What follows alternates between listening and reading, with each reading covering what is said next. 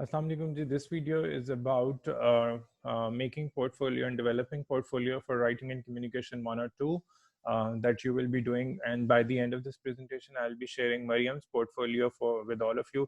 Mariam's portfolio, Mariam made this portfolio for 101 uh, course, but I think this will give you an idea that what we are working on, what I'm expecting from all of you to do.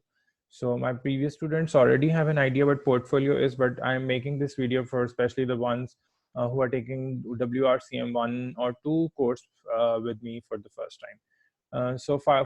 The marks when it comes to grading, so it will be 5% of the final grade, and you need to hand in all drafts of unit 1, 2, 3, annotated bibliography, self-assessment letter, the CAP project that you are working on, your presentations that you will be making for presenting your CAP project, and later on your research paper. So everything will come in. So if I have asked you to redo an assignment, please keep the 2 drafts and attach both the drafts in your electronically developed portfolio. So you are not going to hand me in person, but rather you're going to make a presentation on that. So you can use PowerPoint presentation either, or you can use Google online presentation tool, Google Slides. So it's up to you. So let's go into detail. All drafts of your controversy analysis, research papers, anything that you develop, anything you did with me here in this course, you can add that air quality index reflection. Even that the ones who have already done their role plays, they can write a reflection on that, and you can add. Later on other details that some of the activities we conducted during class. So all these things basically will help you and me to get an idea that what did you learn and how far it was effective learning. And you need to write number 2 a self-assessment letter addressed to the instructor that is 2 page long and answered the following 2 questions. It is of 10 points, 10.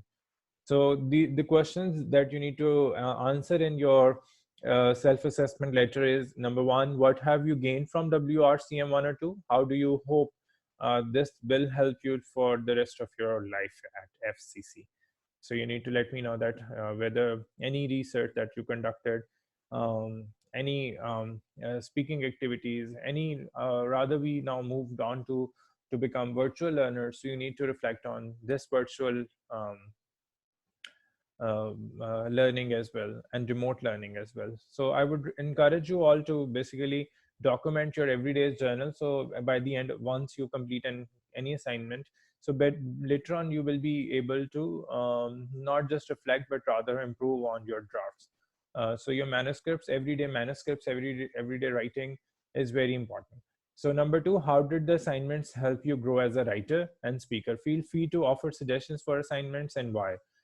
Because eventually your suggestions, I'll be forwarding your suggestions to the dean and to the coordinator and the HOD, so respectively. So they will be working, and we all will be working together to improve this course, the quality of the course, for the budding students and the students for the new intakes.